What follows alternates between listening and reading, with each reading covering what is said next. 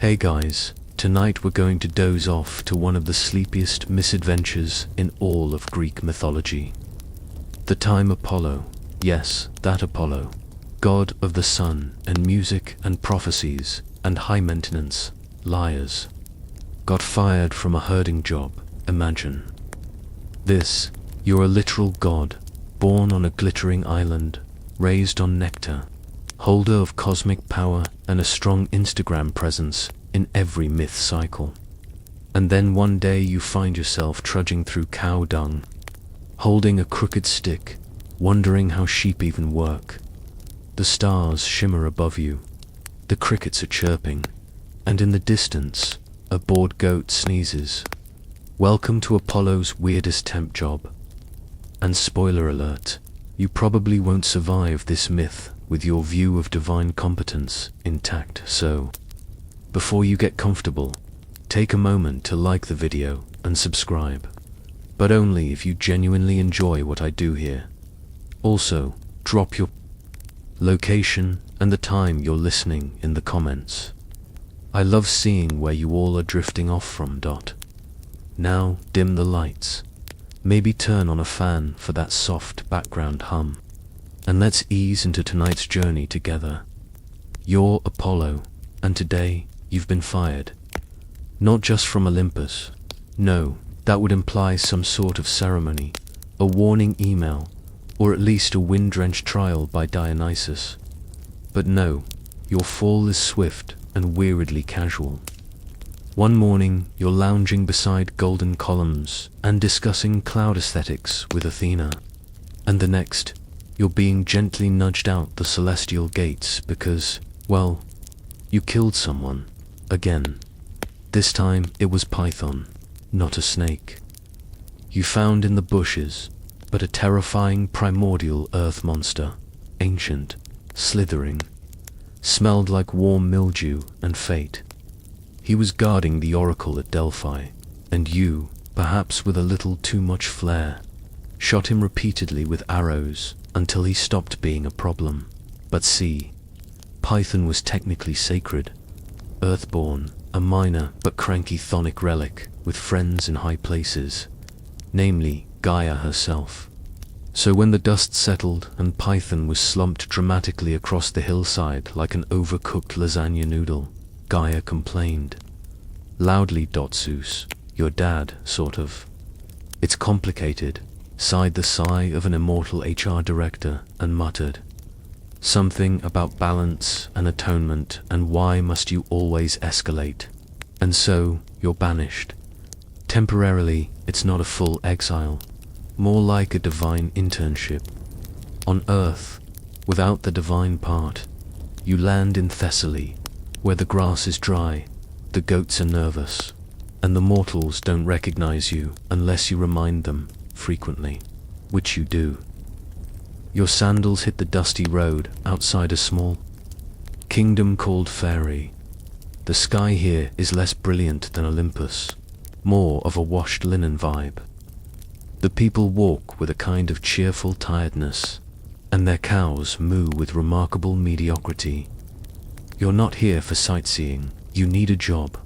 There's something deeply undignified about asking around for employment when you're a literal Olympian. You try subtle name-dropping. I'm excellent with plagues and poetry. No takers. I invented music, you know. Still no takers. One blacksmith offers to pay you in onions. Eventually, you meet a man who changes everything, or at least sets you on the path to one of the most boring jobs you'll ever tolerate. His name is Admetus. He's young, charming, slightly too earnest, and, more importantly, the king. He's also overwhelmed. His court is small, his army is smaller, his livestock is large and disobedient, and he's desperately in need of a herdsman. You, god of music and sunbeams, are now holding a splintered staff and nodding politely while Admetus explains how goats should be gently coaxed, not sung at. Historians still argue whether Apollo took this job out of guilt, divine compulsion, or because he genuinely wanted to impress the locals with his multi-talented resume. You decide it's best not to mention you've never been within 10 feet of a real cow before. Admetus is grateful. You're punctual. You arrive early each morning, tunic tucked, sandals clean. You stand among the braying animals, trying to hum them into docility. It sort of works. Occasionally, one sheep faints. A chicken lays 3 eggs in 90 seconds. The other herders don't like you much. It's not that you're unfriendly, it's just that you glow slightly. You don't sweat. Your flute playing summons doves. And one time you accidentally healed a limping lamb with a warm glance. They whisper behind your back, "That new guy, bit much." But you keep your head down. You learn. You adapt. You try to feed a donkey ambrosia once, which results in a gastrointestinal disaster and some very confusing local legends. But mostly, you try to be mortal. To work, to prove something, it's easy, some days. The rhythm of the fields, the bleating, and the breeze, you start to appreciate the quiet, the lack of divine pressure. No one asking you to prophesize doom or incinerate a city-state. Just you, the animals, and your increasingly tanned forearms. At night, you sleep in a wooden shed near the stables. The straw pokes at your back, but it's honest discomfort. You dream of sun chariots and temple chants. But when you wake, it's to the scent of hay and hooves. You rise, you herd. One evening Admetus thanks you, not with coin he's weirdly broke, but with wine and grilled fish. You sit beside him under a lantern's flicker, and he confesses, you've been good for the kingdom. Even the cows are less angry now. You smile.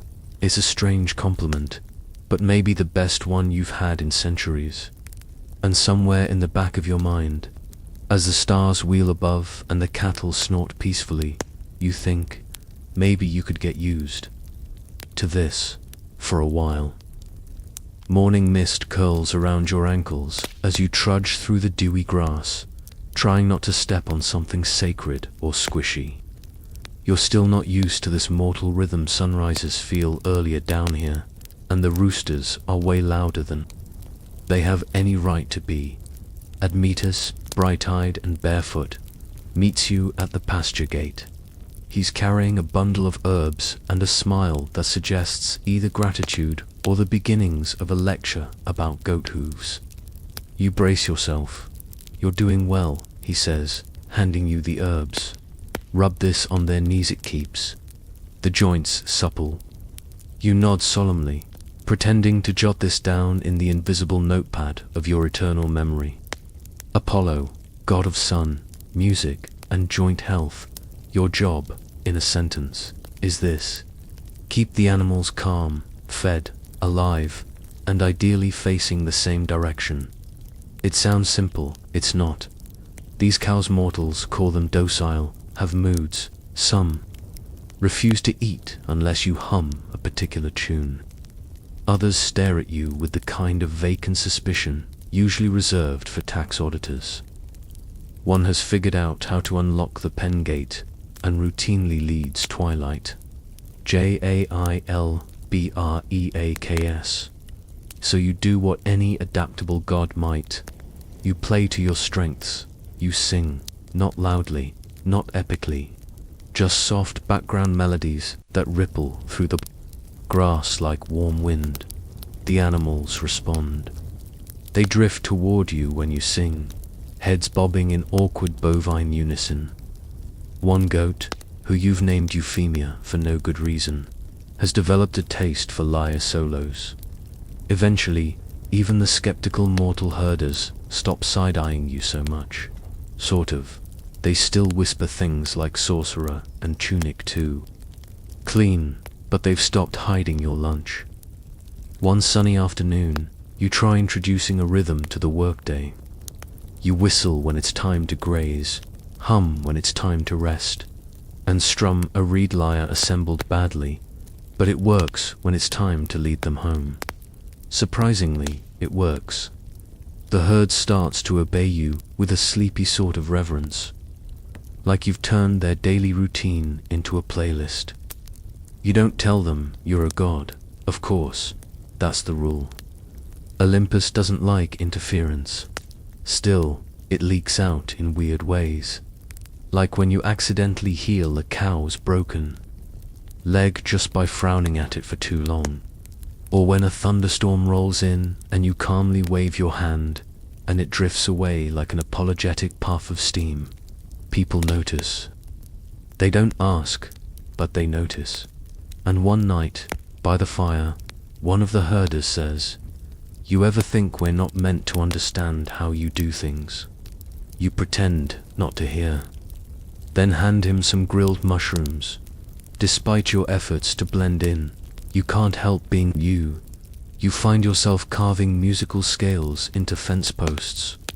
You hum counterpoint while scooping out sheep feed.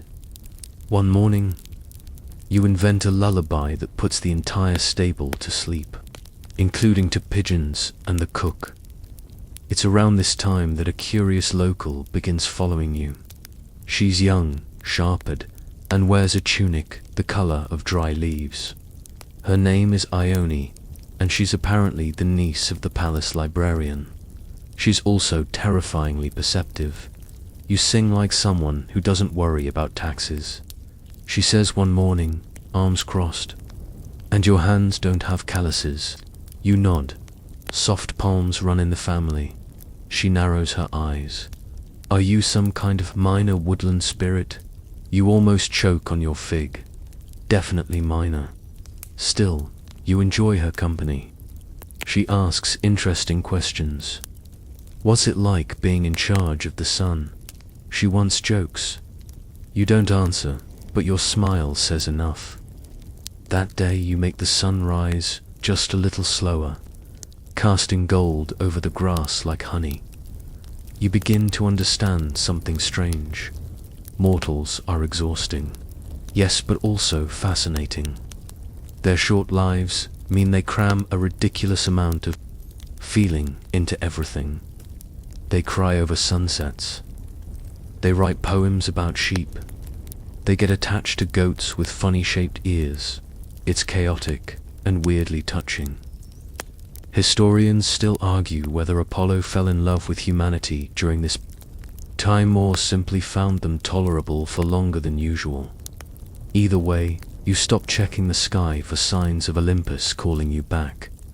One morning, as you hum a tune that sounds suspiciously like an ancient hymn to yourself, one of the cows nudges you hard in the ribs. You look up and see Admetus running across the field, barefoot, waving what looks like a royal summons. You brace for drama, but it's not about you. It's about him. He's in love. Proper, stomach-flipping, poetry writing, dumgrin-wearing love. The daughter of Peleus, he says, Alcestis. Smart, gentle, far too good for him, and impossible to win. You squint at him. Why? She said. She'd only marry the man who could yoke a lion and a boar to a chariot. Alive, you blink. That's a weird requirement. Admetus nods. Right. But also, I think she might be joking. Or testing me, or both. You sigh. The gods have standards, mortals have riddles. And this one, clearly, is going to be your problem. You wake before dawn, your face still pressed into a hay bale, wondering why your dreams were full of lions wearing harnesses and boars with well-brushed manes. You sit up slowly. The barn creaks. Somewhere outside, Euphemia, the goat, sneezes. 3 times in a row. The sun hasn't even decided what shade of gold to be today. And yet your brain is already full of logistic sand. Slight dread, Admetus wants your help. Again, he's pacing in the field now, muttering under his breath. Probably rehearsing how he's going to die if this lion and boar stunt fails. The sky is still lavender when you catch up with him. and he looks at you with a mixture of pleading and naive optimism. So, just to clarify, you yawn, adjusting your terribly mortal tunic.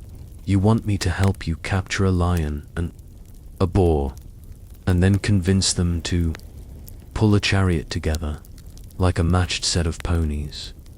Admetus nods, eyes wide. Yes. You stare at him, he stares back, hopeful. Why do any of you fall in love? You mutter, rubbing your temples to be fair. It's not the strangest romantic gesture in the Greek playbook. But even for you, this is pushing it. You're the god of many things, music, archery, prophecy, but not of animal wrangling, at least not the bitey ones. Still, a promise is a promise, and Admetus has been good to you. He didn't question your glowy moments, he shared his fish, and he never once asked what that flaming lyre solo was about. Loyalty counts for something, even down here in mortal mud, so you agree. You start with the lion. Local legend has it there's one roaming the foothills, rumored to be enormous, grumpy, and possibly immortal, which usually means it's someone's cursed uncle or a god in disguise.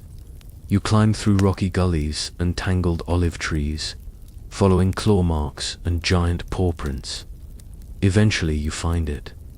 Or rather, it finds you. There's a low growl behind you. You turn, it's golden, regal, and deeply annoyed to see you on its turf. The lion blinks once, lazily, as if to say, really? I was napping. You raise your hands. Hi, I don't want to fight. I just need you to maybe join a parade. The lion lunges. You dodge a few tree branches later, and a short burst of divine glow you definitely weren't supposed to use. The lion is calmed, not tamed, never tamed, but begrudgingly, willing to sit. You play a soft lullaby on a pan flute to keep it from mauling anything, and slowly, miraculously, it lets you loop a harness around its chest. The boar, however, is worse. This one lives near the riverbank. It's mud-caked, snorting like thunder, and has a chip on its shoulder the size of Mount Parnassus. The villagers have named it the Grappler. You attempt to be diplomatic. Hey buddy, you say, hands full of fermented barley mash. Wanna take a little walk? Pull a wagon? Terrify a kingdom with style? The boar charges. You flee. It takes 3 days, to buckets of mashed figs, and a sacred hymn muttered under your breath when no one's watching, but you manage to coax it into a crude yoke. It snarls. The lion growls. The tension is unbearable. But then something happens. The two beasts lock eyes, and to your utter disbelief, they both sigh. Maybe it's mutual exhaustion. Maybe it's divine intervention leaking from your pores. Maybe, as some fringe scholars suggest, the lion and the boar simply hated everyone else more than each other. But they agree, and the chariot is pulled. Admetus is overjoyed. He mounts the polished wooden platform like he's riding into legend. You polish your staff. The villagers gather, pointing and gasping. The chariot rolls, slow and dramatic, down the main road. Alcestis watches from a balcony. You swear you see her smirk. Admetus wins her hand. Cheers erupt. Grapes are thrown. You, meanwhile, return to the field, back to your job. Because gods don't get weddings. They get chores. Later that evening, under a sky that smells of cedar and rain, you sit by the herd and strum your lyre.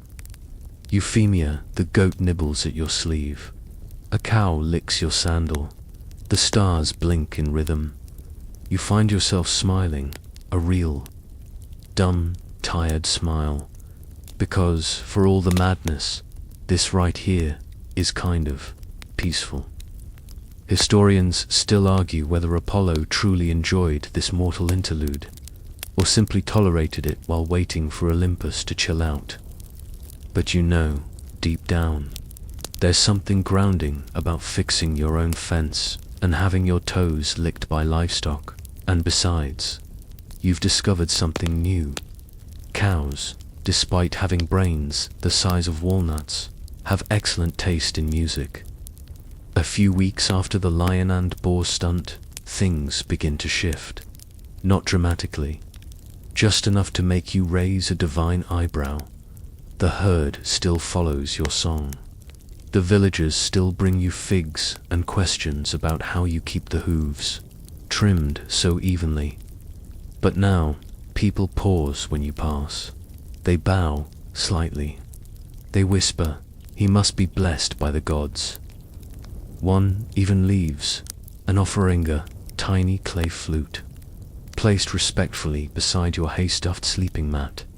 You don't touch it, yet instead, you lean back against a warm stone wall and sigh. The sun is sinking, bleeding pinks and oranges across the horizon, and your mind drifts. Not to Olympus, not to Admetus and his shiny new wife. No, you're thinking about the cow that figured out how to open gates again. You named her Polexena, because of course you did. Still, something's stirring. A kind of tension you recognize instantly. The kind that says, the other gods are starting to notice. You sense it first when the wind changes. One morning, the breeze carries a smell not of grass or sheep, but myrrh and brimstone. You squint at the sky. Nothing, but there's a pressure.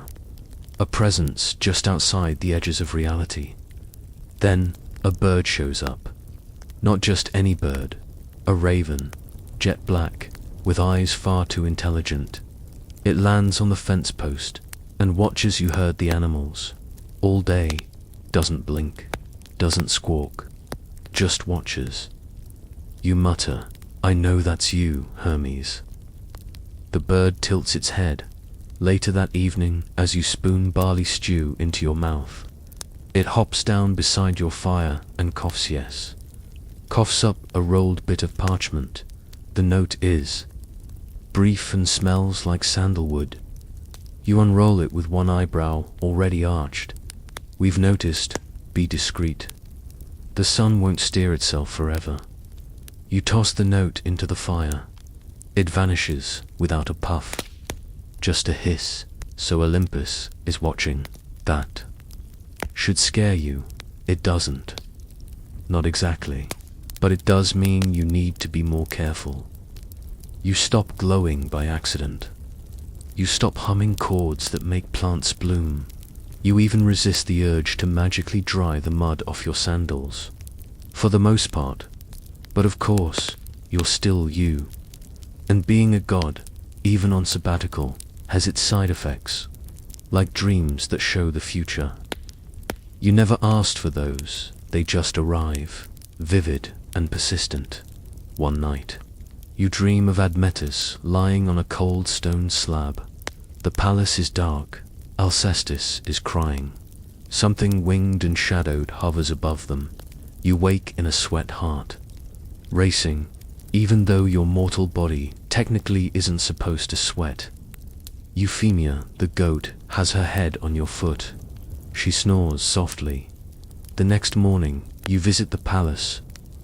Admetus greets you with the same casual cheer as always. But something in his eyes is tight, strained, like he's bracing for something. You ask about his health. He laughs. Healthier than ever. Married life agrees with me. You don't press, but you feel it's something dark and inevitable curling around the edge of fate. You've seen this pattern before. You turn to the stables, searching for distraction. The animals help. They always do. You bury yourself in the rhythms of their care, feed, walk, sing, brush, repeat. Polexena opens the gate again. Twice, you start double-latching it with a vine. The villagers ask more questions now. About life, about the stars, about whether goats can predict earthquakes. You give the vaguest answers possible. Depends on the goat, you say. Historians still argue whether Apollo was secretly guiding village philosophy during this time. A few even claim that several regional sayings, like "don't measure wool with a lyre string," originated from your offhand remarks. You'd be proud if you weren't so focused on what's coming, because you can feel it. Something is going to happen soon. Your dreams get louder, more insistent. You see a shadowy figure in grey robes, counting things in a ledger made of bone. You see Alcestis standing still while everything around her moves backward. You see a flicker of yourself, chained in golden light, screaming without sound. One morning, you walk to the pasture and find a new animal. It's not one of yours. It has eyes too large, and its breath fogs in the warm air. It watches you. You blink, it vanishes. You sigh and whisper, "Hades, if you're lurking, I swear." The name hangs in the air like smoke. No answer. The herders notice you're jumpy. You laugh it off. Just a rough patch. Didn't sleep well. Still, you start watching the sky again, watching for omens, watching for messages.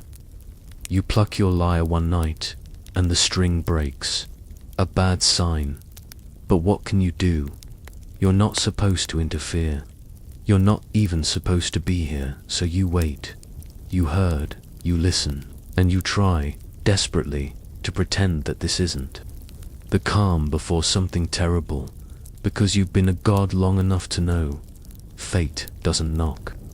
It barrels through the door and sets the curtains on fire. The days stretch out in golden monotony, like honey slowly dripping from an amphora.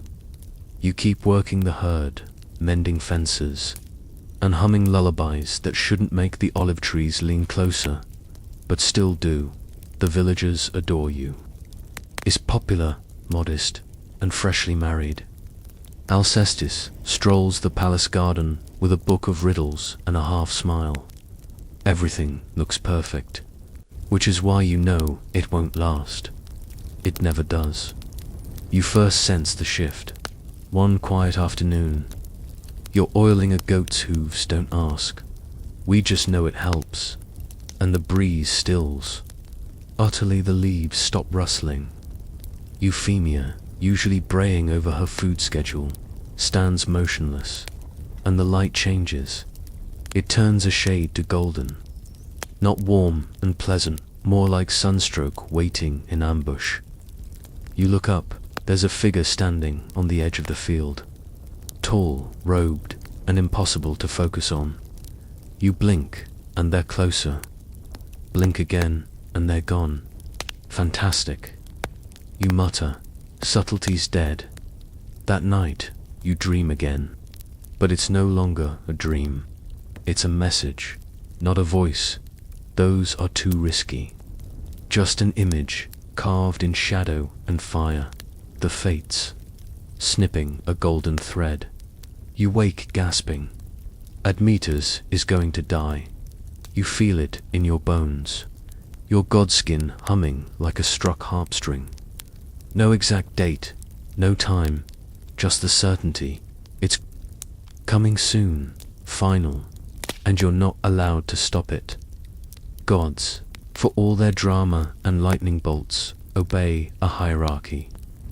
There are limits, and you, technically on punishment live, aren't supposed to be bending mortal destinies. Like willow branches, but he single quotes as your friend, and you're Apollo, so you start scheming. First. You try prophecy, you brew a tea of mugwort, and ash leaves, mutter an old Thessalian chant, and read the vapors rising from your cup. It says, the living must trade for the dead. Cryptic, infuriating, classic fate. Then you try negotiation. You light a fire at the crossroad and whisper Hades' name 7 times. You offer olive oil, pomegranate seeds, and a beautifully tuned silver lyre string. Nothing happens. You wait 2 nights, then 3. On the 4th, a crow lands on your shoulder and drops a single coin into your hand, a drachma, freshly minted, still warm. Underworld currency. You close your fist. They're listening. Historians still argue whether Apollo ever directly petitioned Hades for a soul. Some say it was Hermes who did the talking. Others argue Persephone secretly intervened. One fringe account claims the animals themselves lobbied the gods in a mooing, clucking, divine embassy. Whatever the truth, something begins to shift. Admetus falls ill. It comes swiftly. One evening, he's laughing in the hall. By morning, he can't sit up. His skin turns pale, his eyes hollow. No wound, no poison, just fading. You pace outside the palace, fists clenched, biting your tongue every time someone says that healers are doing their best. They aren't, because this isn't mortal sickness. It's destiny, one thread. Cut. You sneak into his room at night, sit by the bed, and hold his hand. He's drifting, murmuring things about lions and fig pie, and a song you once played that made the goats faint. You almost cry, almost, but then you remember the vapor's words. The living must trade for the dead. You stand and go to Alcestis. She's sitting alone in the courtyard, staring at the stars like they owe her an explanation. You approach gently. She doesn't turn. He's going to die, isn't he? You nod, her voice barely a whisper, and there's nothing you can do. You hesitate. Nothing I'm allowed to do. She turns now, eyes fierce. But you know what to do. You swallow. Slowly nod. She doesn't ask what it is. She doesn't need to. She just says, then. I will. It takes a moment for your mortal ears to process. You stare at her. You'll what? I'll take his place. You sit hard. Alcestis, no, is it allowed? She cuts in, calm and clear. You open your mouth, close it. Technically, yes. The fates permit substitution, rarely, quietly, as long as the exchange is voluntary, and the gods don't interfere. She stands, brushing the dust from her hem. Then it's settled, and that's that. You don't sleep that night. You don't eat. You don't sing. You just wait. The next morning, Admetus sits up, fully awake, healthy, confused, and Alcestis is gone. No death, screams, no procession, just gone. The staff say she slipped away before dawn. You know better. You stand in the pasture. The morning sun low, the cows unusually quiet. Even Euphemia doesn't chew, and you feel it the silence of sacrifice, the weight of someone stepping. Out of the light, you scream, but only inside. On the outside, you herd your goats, you fix your fence, you wait, because this isn't over, not yet. You try to keep up appearances. You whistle to the sheep, pat Polexina's head when she breaks the latch again, and pretend the sunlight doesn't taste a little more bitter each morning. But inside, you're unraveling. Alcestis is gone, vanished without fanfare, without a proper burial, without even a good cloak for the underworld's damp. One moment, she was telling riddles in the courtyard. The next snuffed out like a lamp. In a storm, the palace is hushed. No harp music, no laughter, no political gossip fluttering through the halls. Even Admetus is quieter. Alive, yes, vibrant even, but with a strange hollowness behind his eyes, like someone handed him a gift wrapped in mourning. He doesn't know the cost yet. Not really. And you've had enough. You're Apollo. You made the sun. You lit Delos with your first cry. You taught humanity music, reason, medicine. And now they expect you to sit here and let Alcestis just disappear. You decide, with all the gravity of a storm rolling over empty Olympus, that rules are for lesser gods, so you get to work. The first thing you do is gather bones. Not human, obviously, that would be tacky. Goat bones, raven feathers, sprigs of asp. From the palace garden Aaronic, you know. Since it's the flower of the dead, you build a makeshift shrine behind the stables. You draw circles in the dirt. You whisper words that haven't been spoken aloud since the first oracle lost her mind. Then you sit and wait. The sun goes down. The animals huddle together. The breeze dies. And out from the shadows steps someone very tall and very familiar. Tatian of Death. Himself, you've met before briefly. Once at a battlefield where you played a dirge so haunting it made him pause. He hadn't taken the soul that day. Tonight he looks unimpressed. You're not supposed to be doing this, he says, voice like gravel wrapped in velvet. You shrug. Yeah, well, I'm not supposed to be herding goats either. Thanatos crosses his arms. His robes ripple, though there's no wind. This is not your domain. She gave herself in love, you reply softly. That has to mean something. He's quiet for a long time. Then he says, it does. It means she's with me now. You step forward. Let her go. No, trade. Me, a flicker of interest in those shadowed eyes. Tempting, but denied. You clench your jaw. You owe me. No, he replies, calm and final. I don't. And then he's gone. You stare at the empty air, the circle of goat bones. And for the first time in a very long time, you feel powerless. Not mortal worse, irrelevant historians still argue whether this confrontation between Apollo and Thanatos actually occurred. Some claim it was metaphorical Apollo, grieving mortality itself. Others suggest the tale was invented later to justify a rare divine intervention soon to follow. One unhinged scholar insists the whole thing was a political allegory for Athens. Grain tariffs, sure. But whatever happened that night behind the stables, something did change. The next morning, Admetus finds you in the pasture. His beard is uncombed, his eyes red. She's gone, he says. They told me everything. You nod, and then he says, voice trembling, bring her back. You look at him, really look. Here is a man who never asked for a god to befriend him.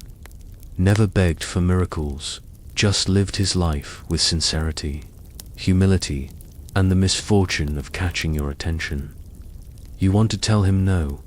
You want to tell him the rules, the hierarchy, the stern warnings from Olympus. But instead, you say, okay. And then you do something extremely unwise. You descend. You don't take the usual route. No golden chariot or ceremonial lyre. Just a single deep breath, a whisper into the folds of the earth, and then a step, and down you go, through roots and rocks and sulfur-thick air, until the light gives up and the sound of the living world fades into a kind of low, pulsing nothing. The underworld isn't one place. That's the first lie they tell. It's layers upon layers of memory and regret, echoing in infinite corridors of shadow, and you walk them all. You pass shades whispering poetry to themselves. A man chained to a rock, laughing despite the vulture at his chest. You even spot Sisyphus, still pushing, still scowling. Eventually, you find her. Alcestis, standing by a river that doesn't reflect anything. Her eyes are calm, her spirit intact. She doesn't look surprised to see you, I told you not to follow. She says gently. I wasn't listening, you reply. You never are, you smile. She does too. For a moment, then Thanatos steps forward again. This time he looks tired. Don't make me bind you, Apollo. I'm not here to steal her. You say, I'm here to ask. A pause. Thanatos considers, then shrugs. Fine, but she must choose again. He turns to Alcestis. You may return, but the thread that snapped stays snapped. You will owe another death. Alcestis hesitates. You already know what she'll say. I choose life, she whispers, and, just like that, she's gone. Back to the world. You turn to go, but Thanatos grips your arm. One more thing, he says. You just lost your job, you blink. He grins. Your punishment's over, but you meddled. Then he vanishes. You laugh. It's dry and hollow, of course. You're fired by death. You return to the surface, not on a chariot of gold, not in a flare of triumphant sunlight, but by crawling out of a goat burrow behind the stables. Covered in mud and vaguely glowing, Euphemia faints. You brush yourself off, mutter an apology to the goat, and walk back toward the palace with the stiff, creaking grace of someone who's just told the god of death to shove it. No trumpets, no parades, just the wind, a few whispering olive trees, and your own disbelief that it actually worked. And then, halfway through the orchard, she's there. Alcestis, alive, solid, in a fresh tunic and sandals, as if she's only been gone a moment. Her hair's loose, her eyes brighter than ever, and she's holding a basket of figs, because of course she is. Missed breakfast, she says with a shrug, offering you one, you take it. You don't ask how she got back so fast, or why she doesn't seem the least bit haunted by the underworld. She probably is, but she's too smart to show it. Your husband is inside, she adds casually. I think he cried into his grape juice. You smile, very dignified, you say. And just like that, it's as if death never happened.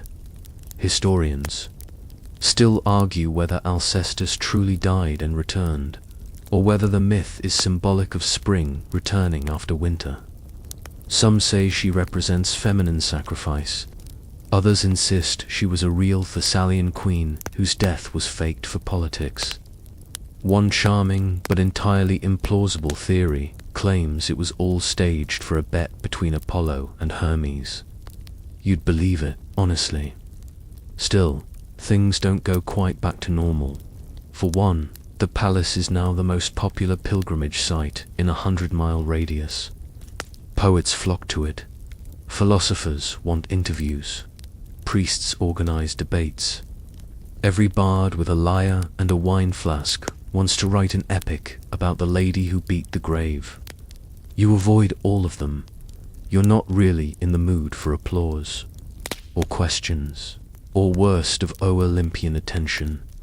Because, let's be honest, meddling in life and death business usually gets a god benched or transformed into a decorative fountain. And sure enough, the signs start appearing. First, your laurel crown wilts, not dries wilts. Every morning then, your songs no longer charm snakes. Unrelated to snakes are now living under your bed and hissing your name in judgmental tones.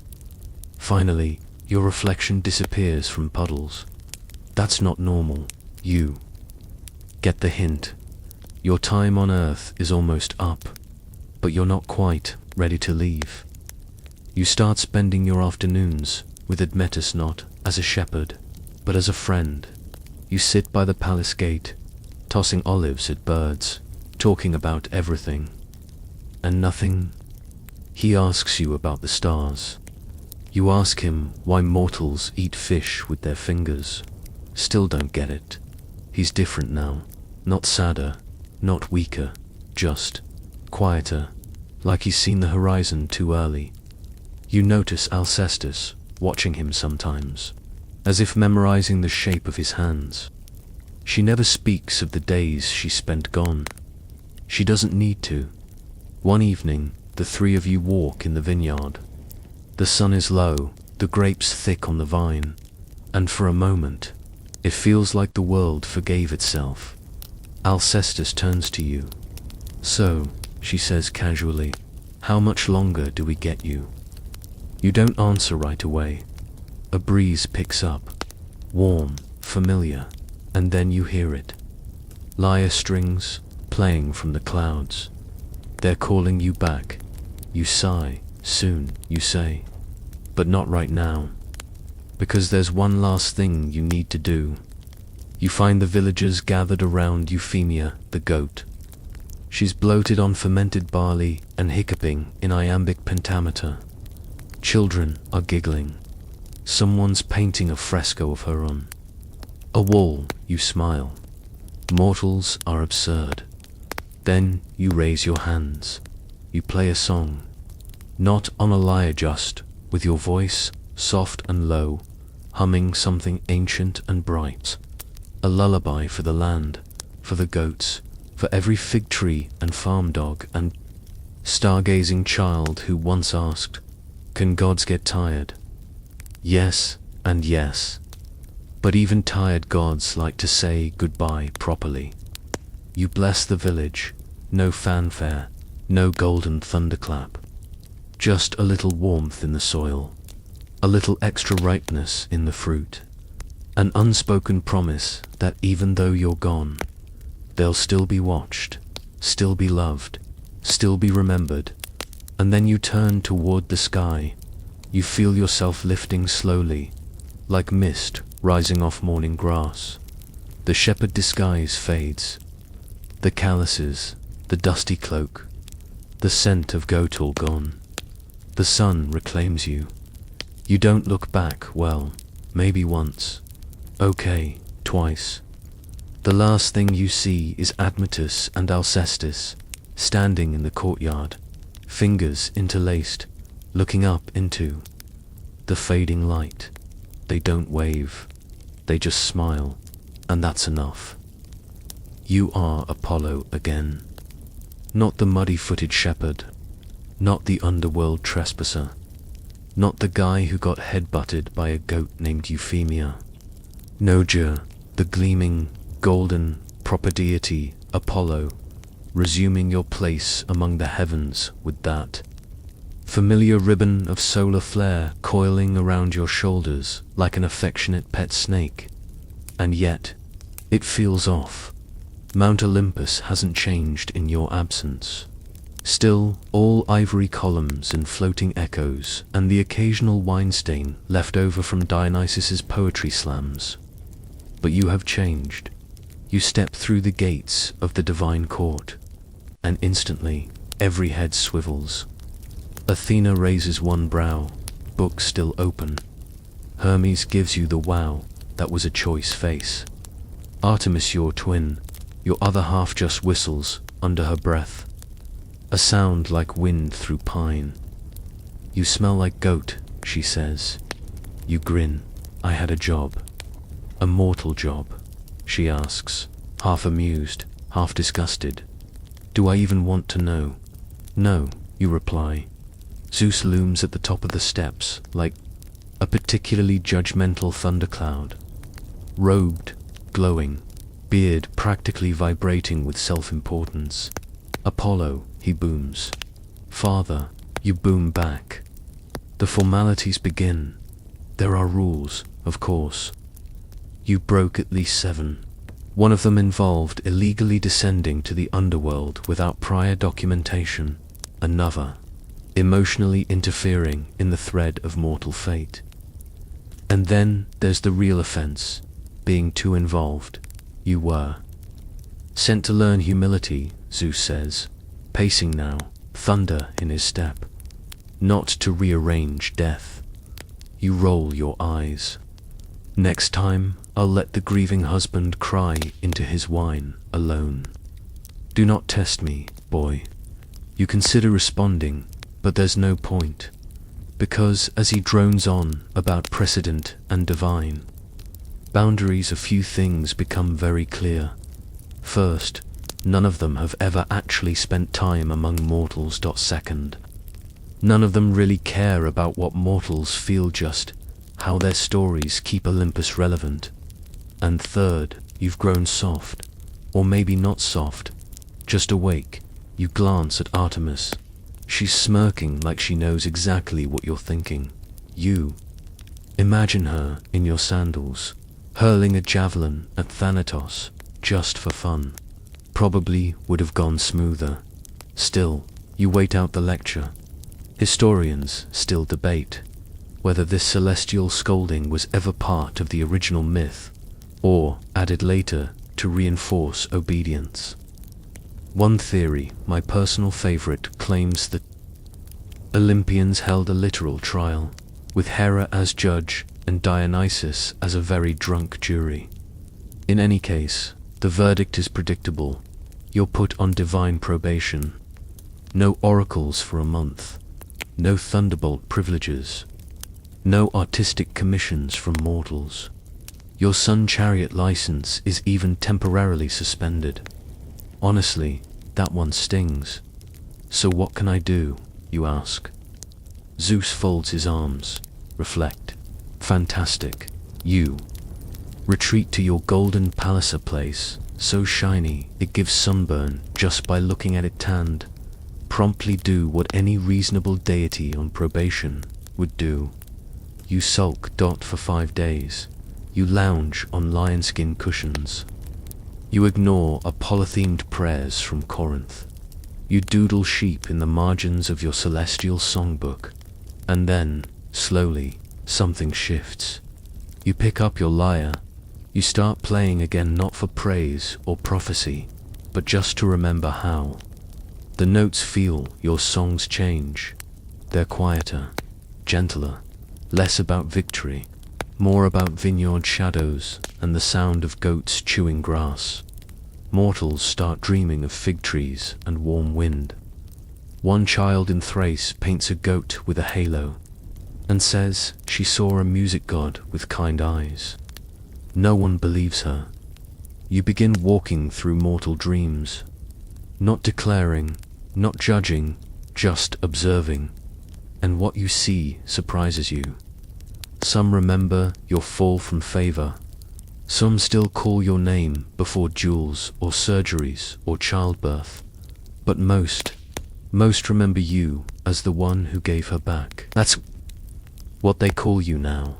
Not Lightbringer. Not he who slayed Python, just the one who gave her back. It humbles you, which is, ironically, exactly what Zeus wanted. Meanwhile, word of your deeds spreads across the Mediterranean like olive oil on warm bread. Bards can't stop singing about you. Terrible statues pop up in your honor, one of which, tragically, gives you 6 nipples. You pretend not to notice. And back in Thessaly, life goes on. Admetus continues ruling with that careful honesty you always admired. Alcestis becomes something of a living legend, quietly though. She doesn't boast. Instead, she starts a hospice for travelers who've lost loved ones. No one asks why. Euphemia, the goat, lives to a hilariously inappropriate age and is buried with ceremonial figs. Eventually, you're summoned again. Not by the gods, but by a different kind of call. A dream. A prayer. A song sung in such heartbreak, it makes even Artemis pause. Another soul, another story. But this time, you know better. You descend carefully, not to interfere. Just to listen, because that's the real lesson. Not humility, not punishment, but witnessing. And in that witnessing, something rare and precious. Understanding. You never really stop listening after that. Even when Olympus restores your privileges, you drive the chariot again, lifts the oracle ban, offers you your old seat at the divine table, you find yourself quieter, less golden, more grounded. It throws everyone off. Mortals still see you blazing in the sky, god of reason and radiance. But underneath that shine, there's a bit of ash, a bit of pasture dust still clinging behind your ears.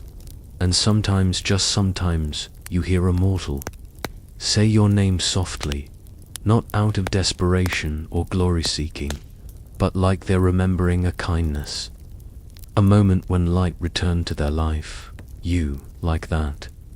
You also like what you've started doing in your spare time. You've become a patron of unlikely heroes, shepherds, midwives, bakers who talk to their bread, children who hum lullabies, 2 sick dogs. You start guiding them, subtly. Not grand visions, just warm feelings, gentle ideas, inspired naps. And your siblings. They're confused. Artemis, though gets it. One evening, the two of you sit together on the edge of a moonbeam. She's sharpening a silver arrow. You're stringing your lyre with new golden threads. You've changed. She says without looking at you. You nod. She glances over, eyebrow raised. You gonna turn into a goat next? You grin. Tempting. I hear it comes with fanfare and questionable cheese. She laughs, and the sound is so rare, it startles a nearby starfish out of a comet's tail. You realize then that she's proud of you, but she'd rather be eaten by harpies than say so out loud. Still, not everyone's thrilled with your new philosophy. Hermes accuses you of being weirdly sentimental. Ares calls you soft. Dionysus throws grapes at you during a council meeting and yells, "Where's the smite-happy Apollo I used to party with?" You don't argue, you just keep playing your music, softer now, and filled with things they don't understand, like grief that's shaped into hope, like love that's been carried through darkness and returned, trembling, but still breathing. Historians still debate whether this second arc of Apollo's personality ever existed in the original Greek canon. Some say it was a Roman addition to humanize the gods. Others think later poets just wanted to insert a moral. But one school of thought, the fringe romantics of the 2nd century BC, believed the Apollo of Admetus' tale chose to shift, to become a guardian of quieter things. They called him Apollo Anactorus, the silent protector. Not flashy, not wrathful, just present, and present you are especially when you dream. Because dreams are where you visit the shepherd's fields again, where Euphemia still grazes, eternally tipsy, where Admetus and Alcestis are young again, dancing barefoot under fig trees that hum with bees. You watch, unseen, sometimes. Other nights, you walk among them. Admetus hands you a wineskin. Alcestis smirks and says, "Try not to break the loom this time." And for a moment, time doesn't matter. One such night, you find yourself back in the stables. Goat hair clings to the rafters. The air smells like straw, firewood, and warm rain. You sit on the same bale of hay where you once sulked over lost divinity and botched laundry. Only now, you don't feel like something was taken from you. You feel like something was given. You think about all the myths where gods punish mortals for hubris, for trying to be too much, for asking too many questions. But no one ever punishes a god for forgetting to feel. You hum a tune. It's a lullaby you never wrote down. You only sang it once, over a woman in a dark chamber, when death blinked and let her go now. The stars shimmer faintly in response, as if they remember too. Eventually, your dreams shift. You find yourself drifting, not toward Thessaly, but farther into strange lands. New generations. You watch a boy in Alexandria teaching. himself geometry with chalk and seashells. You see a girl in Sparta secretly scribbling poems between combat drills. A baby in Crete won't sleep unless someone hums an oddly familiar melody. Your influence, diluted but present, humming in the margins of the world. You don't interfere, not anymore, but you witness, because that's what you've learned. Power isn't always about being seen. Sometimes it's about being a quiet warmth on someone's worst day, a note in the right key, a light held gently behind the curtain. Your chariot still soars across the sky every morning, but now your eyes are also watching fields and courtyards and soup pots and funerals and weddings. There's one you visit often, Admetus, and Alcestis' daughter. Her name varies depending on the source, but tonight she's called Kalyanara. Mary's a musician. He sings like his lungs were carved by the muses. You stand at the edge of the gathering, invisible to all but the sparrows. The couple dances, the guests cheer. Alcestis, still beautiful, still quiet, smiles with that secret wisdom of the twice-born. Admetus catches your eye across the courtyard. He raises his cup, and for the first time in 1,000 years, you raise yours back, not as a god, not as a shepherd, but as someone who came back, someone who stayed long enough to change. And just like that, your myth starts to vanish. Not disappear exactly, just soften, blur at the edges, like old ink in a storm. You're no longer just Apollo, the god of light, order, prophecy. You're the one who once cried in a stable, the one who lost something divine and came back a little more human. And stories like that, they don't always survive cleanly in temple inscriptions. You notice it first in Delphi. Once the center of your worship is oracles, its gilded columns, its whispers in the smoke hit now feels quieter. A few new shrines pop up, but some of the older ones are dusty. One temple priest, Admetus, thinks to herself that she prefers the wine god's parties. You don't mind. Instead of booming visions, you send the oracle dreams about lavender and soup recipes and gentle warnings. About slippery stairs. She listens more closely now, and in Thessaly, even less remains. No statues, no grand temple. Just a carved goat's horn half buried behind a farmhouse, and a field that blooms out of season. But myths don't die. They compost. One becomes two, becomes none, becomes folklore. A traveler tells a story about the time a god fell from the sky and had to earn his bread with blistered hands. A grandmother tells her granddaughter that if you leave figs by the window, a tired man with a harp will bless your sleep.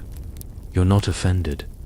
You'd rather be remembered for figs and lullabies than for fire and vengeance. And besides, your echoes live on. Historians still argue whether Apollo's pastoral phase was a separate cultic development or a narrative reframe introduced by traveling bards. One theory even claims the whole Admetus story was created by a 5th century dramatist to make Apollo more relatable during a drought. But here's the curious thing. The tale keeps showing up. Fragments scratched into pottery, margins of monks' journals, a lost play where a god comes down from heaven, not to punish, but to mend. And no matter how it changes, one detail stays constant. The god returns, not because he must, not for glory, but because he wants to be there. The scholars never quite know what to do with that. Meanwhile, you're still dreaming. It's funny, when you were a younger god, you thought dreams were just smoke signals, hazy messages from the underworld or desperate mortals hoping you'd bless their olive harvest. Now, you know there's something different. Dreams are windows. little open frames in a world of locked doors. You've taken to walking through them, gently, barefoot, like the stable boy you once pretended to be. You pass through a sculptor's dream where statues cry in the moonlight, through a baker's dream where loaves rise like mountains, through a widow's dream where her husband dances. Again, whole and unbroken, you never speak. You just sit nearby, as if to say, I'm here, I see you. And every once in a while, you return to that pasture. It's smaller now, overgrown with wild thyme and forget-me-nots. Euphemia, single quotes as long gone though. Sometimes you see her ghost nibbling flowers, her beard twitching in celestial delight. You laugh softly. Even in memory, goats are dramatic. Admetus is a memory too, and Alcestis. Their house is gone, but their story, still breathing. You find their great something tending. Sheep nearby. He sings to them, badly. One away headbutts him in rhythm. You smile, it feels correct, because life loops. That's the secret no thunderbolt ever taught you, no golden chariot ever hinted at. Life loops and grows, and forgets and remembers again. And in that loop, you're no longer above it all. You're inside it. Still a god, yes, but more than that, a witness, a quiet presence, a warmth just beyond the veil. Your siblings don't always get it. Artemis tolerates it. Hermes teases you. Athena rolls her eyes but secretly copies your dream methods in her own way. Even Ares, one night after too much nectar, admits he kind of liked your goat story. Only Dionysus truly understands. He's the only other Olympian who's ever died. You two sit together sometimes, drinking fermented fig wine on a cloud shaped, like a reclining bear. I used to think we were just metaphors, he says, eyes squinting at a mortal sunset. Maybe we are, you reply. Still, he says, better to be a metaphor with a heart than a monument with a frown. You nod. He's not wrong. You drink. You toast to stable boys and stubborn goats and the rare miracle of a love returned. And you let the sun set slowly behind your shoulders, somewhere far below. A child's bedtime prayer ends with, and thank you for giving her back. They don't know your name, they just feel the story. You smile, because that's enough now. Not to be remembered perfectly, but to be remembered gently. You don't always get to choose how you're remembered. Sometimes you're a painting on a temple wall, all sharp cheekbones and blinding light, arm outstretched in a dramatic sunbeam. Sometimes you're a lyric in an old folk song, barely recognizable, reduced to a man with a harp who walked among goats. And sometimes you're nothing more than a feeling like the moment someone steps from shadow into dawn and breathes a little easier. You've learned to love all of it, the glory, the gaps, the misquotes, because it means you made a dent in someone's dusk. And the truth is, you've left many, like the sailor off the Peloponnesian coast, who swears he saw a golden figure playing lyre on the water the night his ship didn't sink, or the healer in Boeotia, who claims she dreamed of a man in dusty robes whispering what herbs to crush for fever, or the boy in Lesbos who sings to the stars in a language he doesn't know but says it makes the night feel kind. You move among them like wind through wheat, not seen, not needed to be seen, and somewhere, tucked in a scroll forgotten in a cracked jar, is a version of your tale that almost no one reads. It begins not with your birth, not with prophecies or Python, but with the god once served a mortal for a year. And in that year, he wept, he laughed, and he learned to make soup that didn't taste like river mud. You like that one because it remembers the version of you who wasn't worshipped, just watched, and it reminds you that power can be sneaky, like how an offhand compliment can change your life, or how one quiet rescue, the kind no one ever sings about, can become someone's anchor for decades. You've become a master of those now, not miracles, not prophecies, moments. One olive tree spared from frost, one firefly landing on a child's hand at the exact second they're about to cry, one dream sent to a lonely widow where her husband doesn't speak, but simply smiles and holds out his hand. Historians scoff at this side of you. They want the big Apollo, the statuesque Apollo, the inventor of the bow and the plucked lyre Apollo. They don't know what to do with the one who once herded goats and kissed a baby goat between its horns because it was having a bad day. One fringe academic, bless her eccentric sandals, once suggested in a symposium that this Apollo, the pastoral one, represented a mythic yearning for divine vulnerability. She was laughed out of the room. But you liked her thesis. And later that night, she dreamed she was playing a golden lyre in a pasture full of stars. She never published again, but she began composing lullabies. They're still sung by shepherds today. You find joy in those ripple effects. You don't need credit. You've become a different kind of God, and yet, every once in a while, you do still get the urge to remind everyone who you were, who you are. It bubbles up one morning when the sun rises behind a mountain range, and no one thanks you, when not a single mortal prays or scribes or sings, when even the temple bells lie still, their bronze dusty with disuse. So you do something petty. You make the rooster caw in perfect 3-part harmony with the dog and the baker's sneeze, just to mess with someone's morning. It echoes. Birds pause.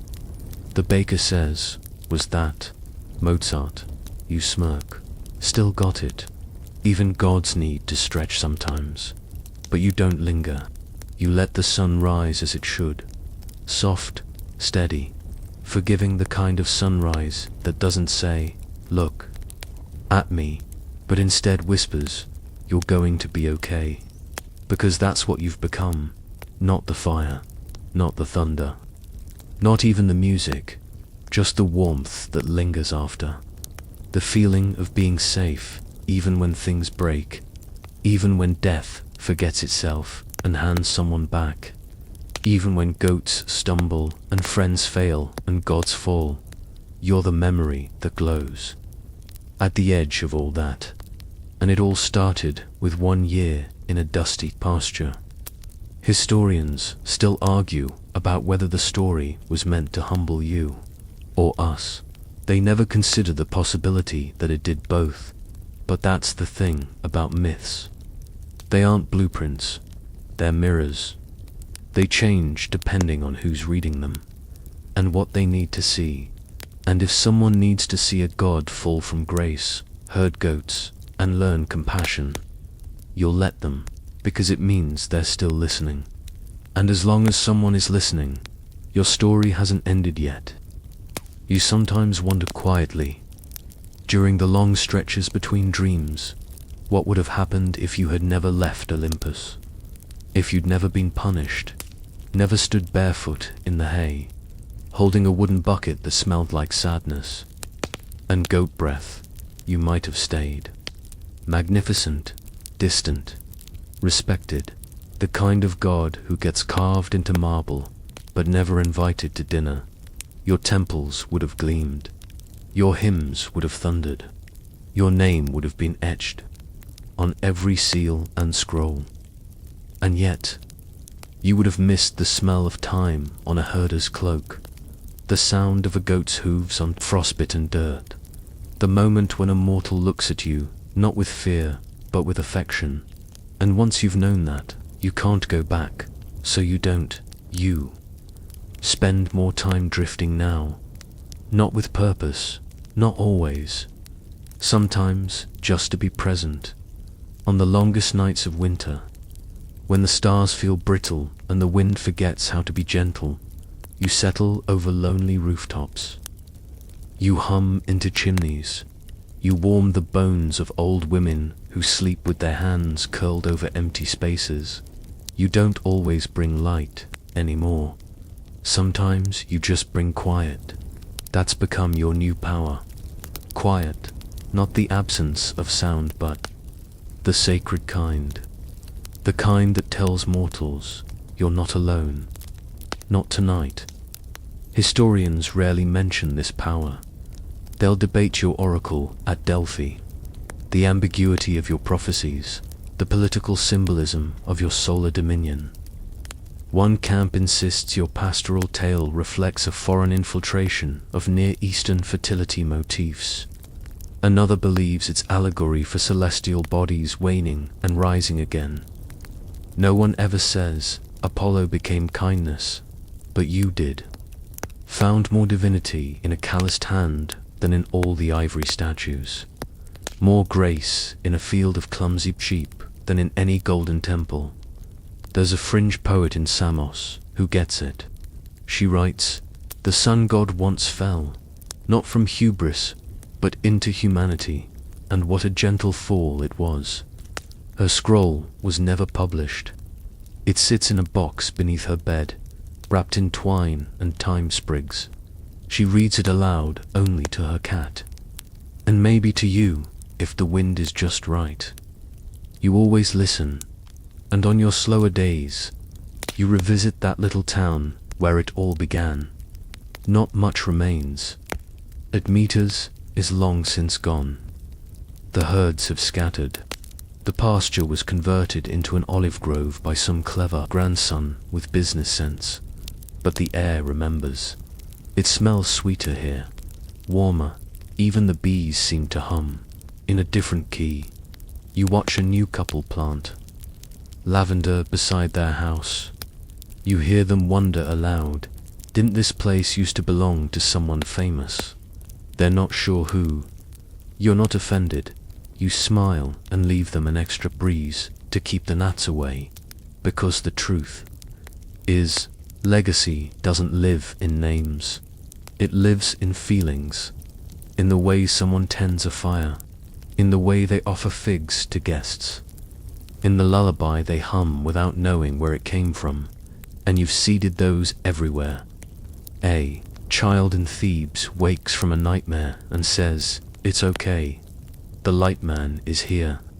A widower in Corinth opens a window and finds one perfect daffodil blooming out of season. A tired teacher finds a silver harp string tucked into her desk drawer, though she hasn't played in years. They don't know you, but they feel you. That's better. You've stopped needing credit. You used to. You once demanded temples, sacrifices, songs in your honor.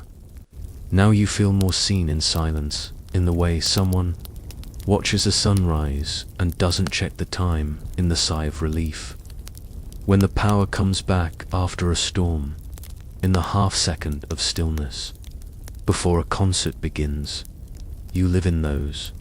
And that's what immortality really is, isn't it? Not thunder, not flame, not endless applause, but persistence. The ability to stay in hearts, not history books, the way an old story refuses to die, because a child asked to hear it again, and maybe they won't remember the name Admetus. Maybe they'll forget you ever wielded a bow, but they'll remember that a god once chose to kneel, that he worked, that he wept, that he loved, and that somehow, impossibly, he understood.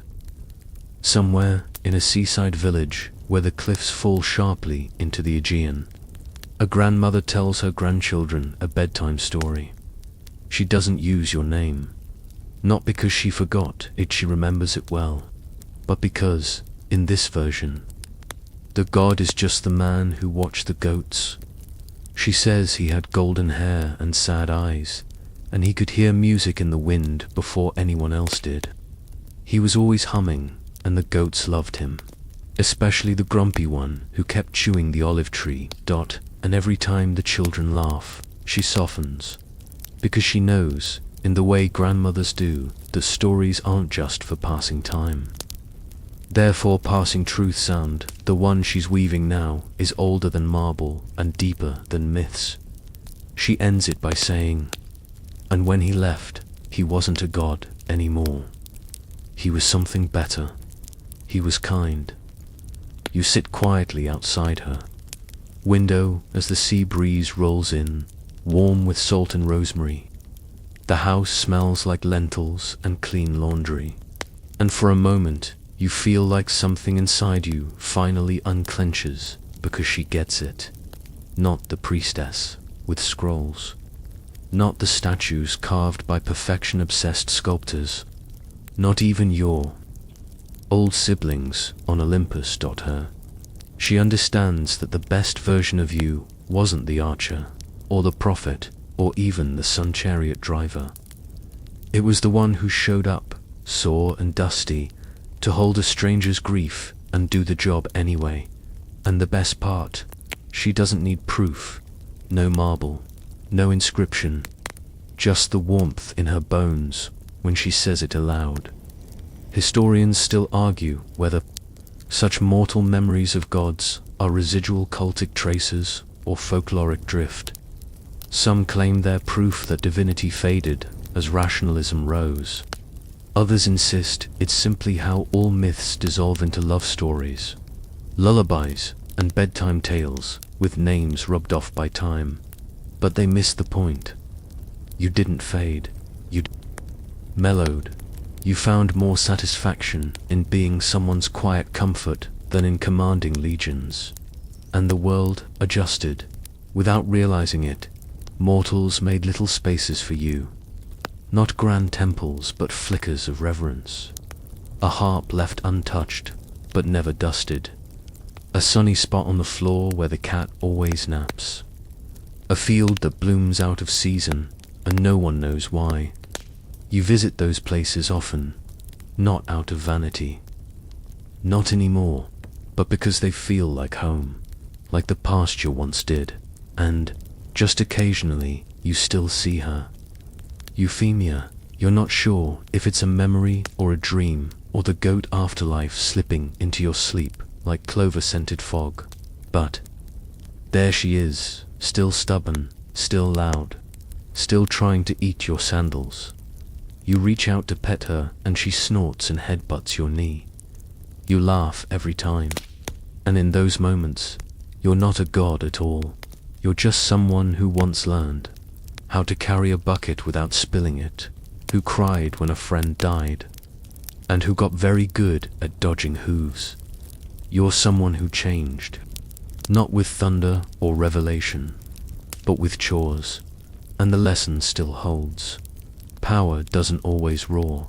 Sometimes it hums gently, like wind between fence posts. Sometimes it bleats like a baby goat who's stuck again, even though you just untangled her 5 minutes ago. Sometimes it's just staying with the mess, with the heartbreak, with the ordinary. That's what mortals never expected from you, but it's what they needed most. So now, you spend your days slipping into the small cracks between their worries. You rest beside the girl who doesn't want to go to school tomorrow. You hum to the man who misses someone he pretends not to.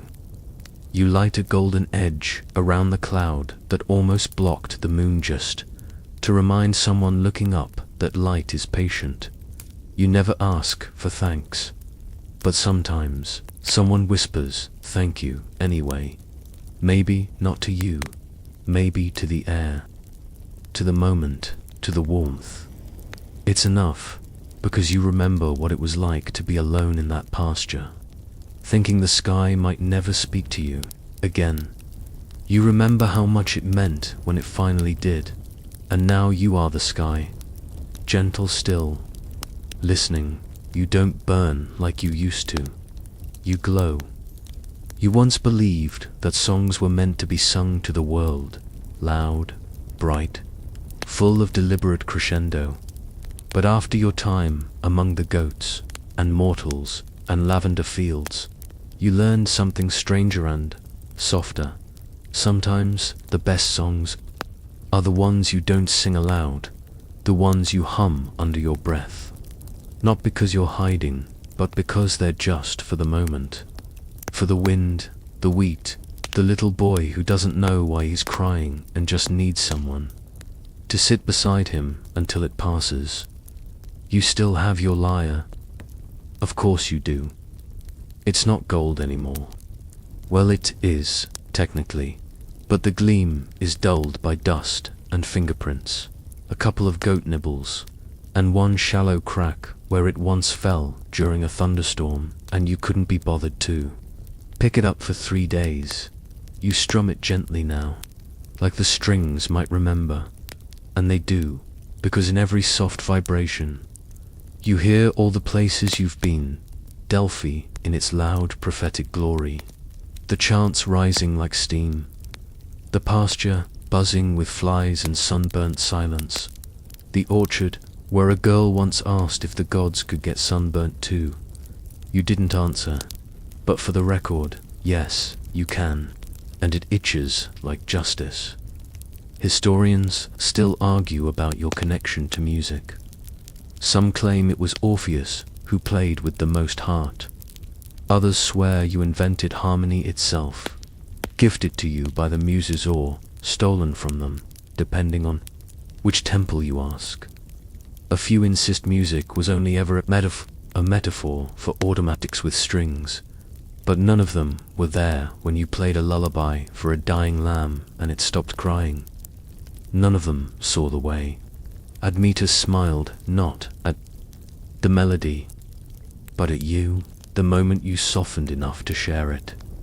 They never mention that, because they're still hunting gods in granite, and you've already become wind now. Sometimes you play for no reason. You perch on rooftops like a weather vane and strum to the dusk. You pluck notes into fields where no one listens but the frogs and the breeze. You hum to the moon like she's your only audience, and maybe she is, but sometimes, just sometimes, a mortal stirs in their sleep and turns over with a small smile, and you think, maybe that's enough. You've stopped trying to matter. You simply are. The sun rises, the light shifts. You follow no strict orbit, now just instinct. No chariot, no blinding glare. You slide over gardens and alleyways like honey over warm bread. And when people don't notice, you don't mind, because somewhere, someone always does. A tired woman, wiping her hands on her apron, pauses to stare at the golden stripes stretching across her kitchen wall. A little girl sees her shadow for the first time and waves at it. A shepherd closes his eyes and whispers, "Thank you for coming back." You don't always come back. Not to everyone. Not right away. But you try. You've learned the art of quiet returns, of showing up just late enough to be mistaken for coincidence. You're there when the breeze lifts the curtain, when the candle flickers just once more, when the last leaf clings to the branch, just long enough for the boy to see it. And still, the scholars debate, was Apollo's year of service a punishment, a metaphor, a misinterpretation of solar cycles? They never ask whether it changed you, but it did. And that's the part that matters. Not the myth's meaning, but the god's transformation. You were stripped of titles, ornaments, thunderbolts. You walked barefoot among sheep, dung and mortal. Grief. You carried the weight of loss, not for nations but for someone. You didn't descend in glory, you showed up quietly, and somewhere between stirring soup and burying a goat, you became someone new, not just worshipped, worthy because you finally understood. The greatest power isn't control, it's care. The days stretch longer now, not because the earth tilts or the gods demand it, but because you linger a little more, stay a little longer in the hush between moments. Let the sunlight slant just so through the vineyard leaves until the boy helping his grandfather stops and stares, caught by something he can't name. You used to rush, you were the god of timing after all of prophecy, precision, perfect musical tempo. But now you've learned the beauty of slowness. Slowness lets you notice things. A cracked water jug patched with beeswax. A child drawing a sun with exactly 12 rays, because she thinks that's how you prefer it. A field of forget-me-nots growing along the path where a widow walks each morning, still muttering her husband's favorite jokes to herself. You hum to her sometimes. She never quite hears it, but she smiles anyway. No one writes those moments down in their sacred texts. There are no hymns to the God who made an old woman feel slightly less alone on Tuesday. But you remember them, and slowly that's become your gospel. The quiet gospel. Historians still argue whether you were ever truly exiled. They debate whether 1 year of mortal labor was literal or poetic, a calendrical insertion or a narrative to reconcile your dual nature, creator and destroyer, light and shadow, God and something else. They never agree, and you don't mind, because while they debate, a musician in Athens plays a melody he swears came to him in a dream. A baker's oven, inexplicably, always bakes just a little faster when she sings. A shepherd hears a song echo off the cliffs that no one else can quite recall afterward. You don't need your name on their lips anymore. You've become part of the background, part of the pattern, not the blinding God who commands the warm presence that remains. The one who knows that kindness is more enduring than thunder. You're no longer here to be remembered. You're here to remember others, and so, when the sun slips low and the air turns cool, you find your way back to that olive grove, yes, the one that used to be a pasture. There are children playing there now. They chase each other between the trunks, shouting and laughing, and one of them trips over a half-buried harp string. She holds it up. Look, she yells, a treasure. Her mother smiles and nods and doesn't ask where it came from. You smile too, from the shade. You leave just a trace more golden light than usual on the leaves. Not too much, just enough. The goats are gone. Yes, Admetus, Euphemia, the house, the fence all gone. But the story remains, not in scrolls, but in sensations. Echoes, shapes of memory curling around the heart. You walk a little farther, now, toward the ridge, where you once watched sunsets, while pretending you weren't lonely. Now, you just enjoy the view, and as the sky shifts from gold to blush to violet, you feel it settle into you, that quiet, beautiful truth. The time you spent herding goats, tending wounds, and folding grief into music wasn't a sentence. It was a gift. It made you better, not brighter, not more divine, just better. And there finally is peace. The night deepens now, the kind of night that presses gently against the window panes and draws the curtains closed without a sound. You feel it in your chest, the hush, the softness, the way the story no longer demands your full attention but floats gently, like the last notes of a lullaby. You're no longer walking through pastures or towns or myths. Now you're drifting. Your breath slows. Your thoughts stretch out like golden threads unwinding in the dark. You don't need to remember all the details. not the name of the goat or the town, or the shepherd with the quiet eyes. Just remember the feeling that somewhere even gods can rest. That somewhere even the sun slows down long enough to sit beside you and hum. You can let go now. The story has finished its art, not with triumph or tragedy, but with tenderness, a soft return, a quiet light.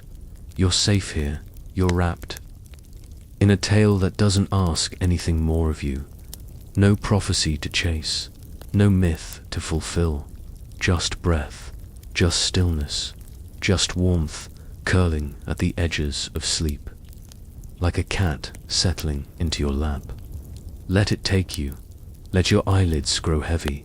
The sun will rise again, but for now you are held, you are quiet, you are home.